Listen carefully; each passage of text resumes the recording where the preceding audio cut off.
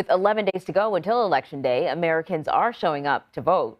Boy, are they ever. According to the U.S. Elections Project, nearly 16 million people have already cast their ballots, either in person or by mail. Meanwhile, candidates are making their final push to sway the remaining voters. Today, former President Barack Obama will be campaigning for Democratic candidates in the battleground state of Georgia, where it's a close race for a very valuable seat. So here to discuss more about this and the landscape is Sean Sullivan. He's a CBS News political contributor and a deputy politics editor for campaigns at the Washington Post. Thanks for joining us. So maybe we should start with Georgia, because I tell you, these politicians will never learn. If you got a mic on you, the mic is hot, always. So New York Senator Chuck Schumer was caught on a hot mic talking about Georgia with the president. I want to play some of what he said.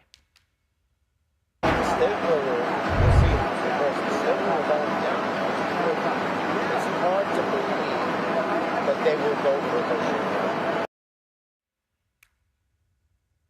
So what's going on? I know the polls suggest that the race is pretty close, but I don't think we have ever heard a Democrat suggest that it's, so close that it could be a problem. What's happening in Georgia?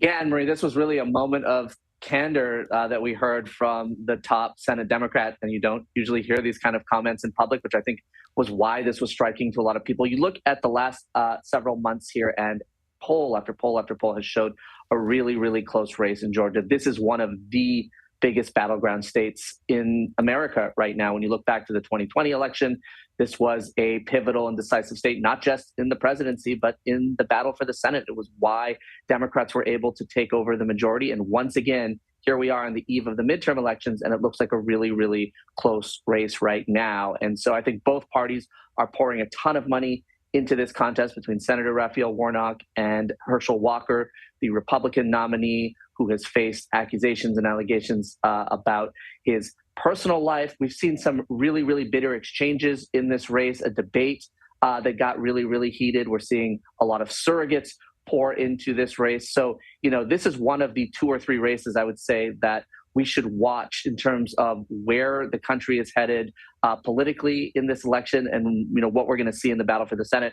And clearly, it seems like there is at least some concern, at least based on that exchange from Senator Schumer on the Democratic side. And so you are seeing Senator Warnock try to go on offense, attack Walker more. That's something you don't typically do if you're up by 5, 6, 7 points. It's something you do when you're in a close race or when you are behind. So this is one of those real nail biters that looks like it's really going to come down to the wire. Yeah, it certainly looks like that. We know Barack Obama is going to be heading down there to help push the Democrats over the finish line there.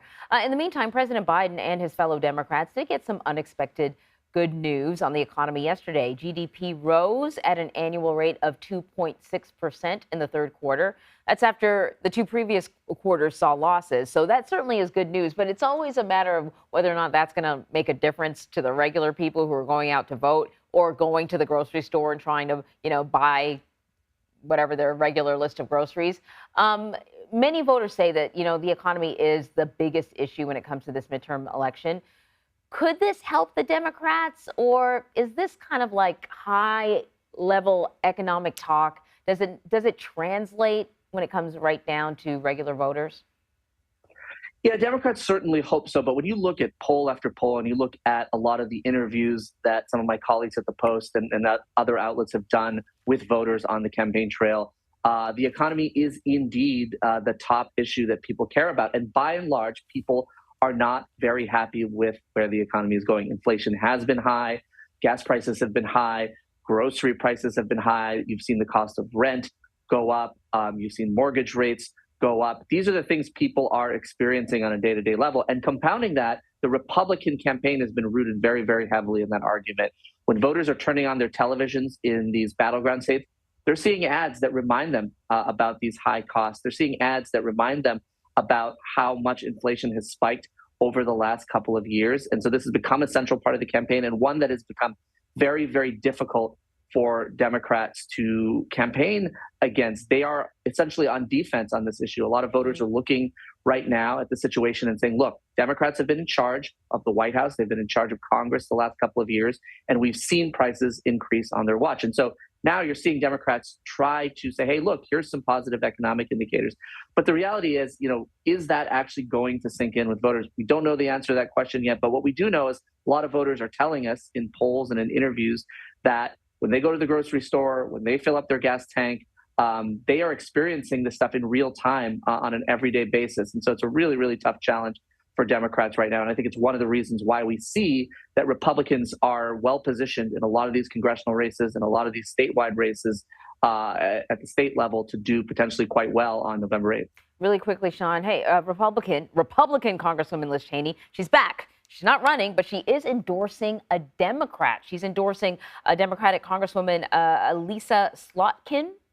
She's going for her. She's campaigning to keep her seat in Michigan's for Michigan for the House. How odd is this? This is an unusual thing. You don't really see this a lot, right? Somebody in Congress from the other party endorsing an incumbent member of Congress of that opposing party. But Congresswoman Liz Cheney is somebody who is not aligned with a lot of her party right now. She has been among the most outspoken critics of former President Trump.